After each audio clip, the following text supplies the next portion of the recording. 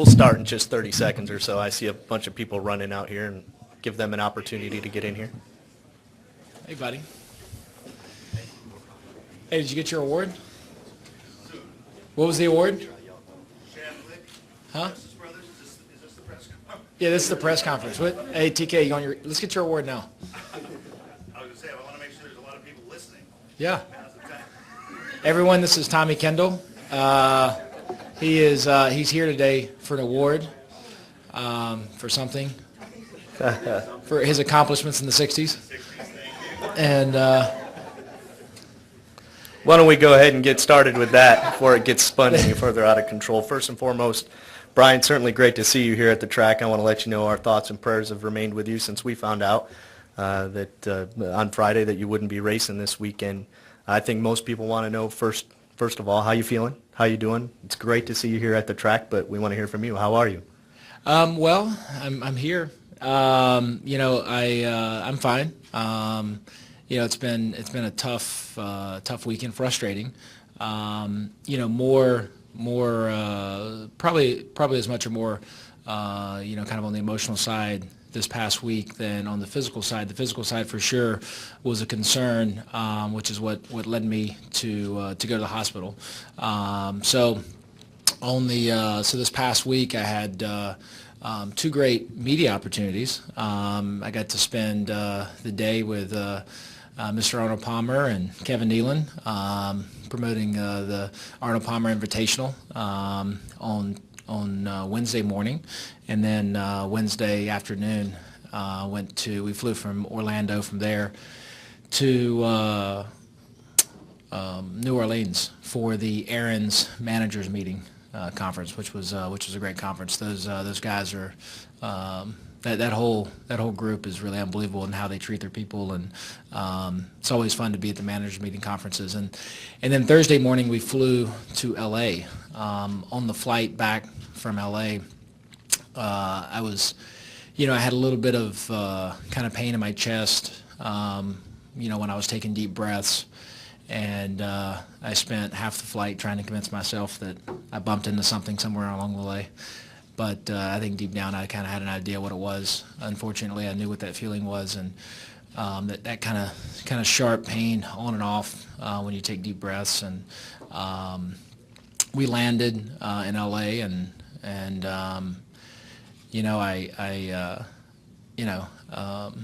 it wasn't too bad at that point.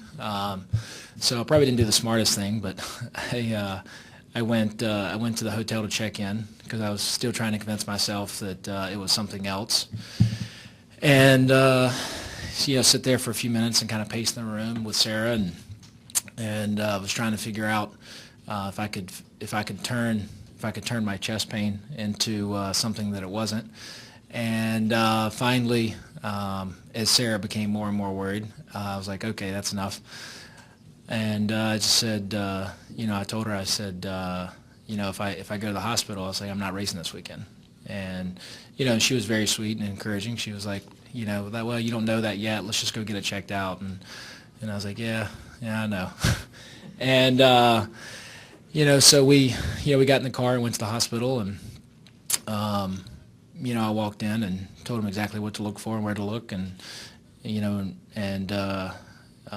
requested a CT scan and D-dimer and all the things, and we went through that process. We were at we went to the UCLA hospital in Santa Monica, and I can't say enough about their staff, their doctors, their nurses. They treated us absolutely amazing. They were great, but unfortunately on the CT scan, I did have small clots. It was still early stage. I did mostly listen to my own advice, which was go to the doctor as soon as you think something's wrong. I probably could have gotten there a few hours sooner than I did, but I did get there pretty early, and so we called it. I had small blood clots in both lungs, and and then that's that. At that point I was, I had to reach out to Ty and everyone at MWR and our partners and kind of relay the news. I was going to be back on blood thinners for at least 3 months, and then try to figure out what's next from there. So that's kind of the full download. I mean, needless to say, it's pretty frustrating, but hey, I've been here before. I mean, it's just, life's, that's life. You just got to keep fighting. You can't give up. Just keep pushing forward. And you never know what tomorrow holds. So, I think that, this weekend, coincidentally enough, has been about partnering with Janssen to raise awareness about clots. The month of March is Clot Awareness Month. And, this is not quite how I wanted to raise awareness about clots, but here we are. So, I think from my perspective, this has been a passion of mine now for 5 years, and there's no reason for it to stop being a passion just because it's not convenient at the moment. Right now, I really want to take this opportunity and leverage this platform, this microphone, to continue to raise awareness about clots, the issues, the signs, the symptoms, the warning signs, and really encourage people to go see their doctor. Maybe I should have went straight to the doctor when I got off the plane, but I didn't wait 2 days. I waited an hour, and I went, and I'm glad I did, because it could have turned into a serious problem, and it didn't, because I went to go see my doctor, and that's what made the difference. Very good. We're thankful you went to the doctor as well. Let's go ahead and open it up to questions. We'll start with Tom and go to Wolfgang. Hi, Brian. Tom Jensen, foxsports.com. I got to ask you, this is the third or fourth time this has happened. Are you worried that this might be a career-ending situation? No, it's a fair question. Am I worried? Yeah, of course. Have I given up hope? No. I'm gonna, what I know right now is that, I unfortunately had to go, back on blood thinners. To be clear, I have not been on blood thinners. If I were, I probably wouldn't have blood clots, but I also wouldn't be able to race. Being off of blood thinners is what, working with my doctors closely to figure out how to solve the problems in the past and get off blood thinners is what allowed me to get back in the race car. Unfortunately, now I am back on blood thinners for at least 3 months, and through those 3 months, I'll just try to figure out what makes sense with my doctors to, if I can come back off of them and go racing, if there's some kind of plan that works, and if not, then that's that. But we're so far away from crossing that bridge at this point. I can't really say. Certainly your questions crossed my mind about 1,000 times in the last 24, 48 hours. But the funny thing is I've been told now 3 times that I would never race again, and I've raced the last 2 weeks. So I'll never give up. And listen, if it comes to that, then move on to the next thing in life. I've always felt this way, and I still feel this way today, sitting here, is that I love racing more than any other activity that I do. I don't love it more than my wife, who takes good care of me, or my family, or my friends. But it's not who I am. It's something that I do, and it's something I love doing. But there's more to life than just this. And I think keeping that perspective is important. But it's also my favorite thing to do in the world, so I'm going to try to come back. Thank you, and good luck. Thank you. Let's go to Wolfgang, and then we'll go to Bob. Wolfgang Monser from Germany, Ranchport Press Agency. Brian, you said earlier you had pain in your chest. How's the situation now? You still have pain? And the day-to-day life, that means outside the racing world, can you drive a car? Can you have to go to hospital? Have you be under permanent medical observation? How's the life now at the moment for you? So, I had pain in my chest when I was breathing. The signs of potential DVT or deep vein thrombosis, a blood clot in the legs, or a pulmonary embolism, PE sometimes is referred to, blood clots in the lungs, which is what I have now. The signs and symptoms can be different for everyone. As it relates to a PE, my personal experience has been you have pain in your lungs, a specific area, sharp area, like a sharp pain that can come and go as you move, lay on your side, stand up, varying intensity, and as you take deep breaths, it hurts. Depending on the amount of clotting you have, it could be extremely painful experience, or it can be a minor pain, anywhere between a 1 and a 10. So, right now, that's not too bad. It's probably like a 1. it's pretty much almost all the pain's gone. 2 or 3 days ago it was like a 5. My first PE was like a 10. So minor compared to that. Where I'm at now is I'm back on blood thinners, and that's my regimen. I don't have to go to the hospital or see doctors or do anything. Every situation is different. Every patient is different. I'm not giving medical advice. I'm only explaining what I'm doing and what I'm going through. But typically the pain resides pretty quickly. For me, the pain's resided pretty quickly once you get on blood thinners with a PE. Let's go to Bob. Bob Hocker, CSPN. Is it your understanding that if you are able to race, that you'd be able to get back in the 55 car this year for MWR? And also, do you have any idea what caused the clots this time? Well, if I am able to race, I wouldn't want to be anywhere else other than the Aaron's Dream Machine. I've been very blessed to have this opportunity the last couple of years to be in the 55 Camry, and the opportunities to work with Aaron's, and also to bring in new partners like this weekend with Jansen. And I just really love that team. It's become a home for me, and it'll always be no matter what. I love all the guys in that car, Billy and Shaggy, Joe, everyone, Steve. It's good on the whole list. I really enjoy working with Rob and Michael and Ty and Scott and Bobby, and go down the list again. But Larry, there's so many great people with that organization. So yes, if I get back in a race car, that's where I want to be. But again, there's just, now we're just talking speculation. We're just talking. I've got to get through today and tomorrow, and then we'll worry about what's next. What's after that. So. And any idea of the cause of the clots this time? No, I want to get back and kind of walk through the last week of events, and so far, any clots I've had have been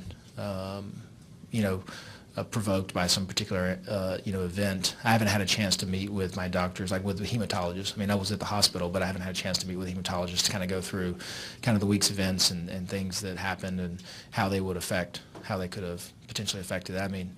Between the race and being on a plane, being on like 4 planes for 4 hours, 5 hours a day, 2 or 3 times a day, or 1 or 2 times a day for 3 days. I'm sure that probably didn't help, but so we got to go through all that and figure it out. Let's go over here, one here, and then we'll end with Jeff Gluck. Hey, Brian. What does it say about MWR that through all that you've been through, the ups and the downs and the ins and the outs, that they've stuck behind you and continue to keep that seat open for you when you come back? I have nothing but amazing things to say. Listen, at the end of the day, they have a team to run, and I'm probably starting to wear out their patience, but I know that if at all possible, they're going to stick behind me, and they've proven that. It's the kind of organization they are. It's the kind of team they are, and I think that goes a long way. It goes a long way for me, and it should go a long way for anyone that's thinking about working with them. Whether it's their partners like, Aaron's or Jansen, Toyota, 5 Hour, it's the employees, the drivers, the whoever. So there's something to be said for that. It makes you, when you get in that race car, it makes you want to put everything on the line, because they're going to do the same for you. Let's go right here, and we'll finish off with Jeff Gluck. Okay, Presto Cars and Competition. We talked about this last year. Also, you just were through your repair of your patch for your heart. Could you differentiate between the pain for that and the pain for the clots for people who really want to know what to be aware of? Yeah, so 2 very different incidences, not related, at all. Just some of my things to deal with. The first pulmonary embolism I had in 2010 was extremely painful. And the heart situation was probably, wasn't as bad going in, but it was worse coming out, after open heart. That pain, waking up from that, I never want to experience that again. I wouldn't wish that upon anybody.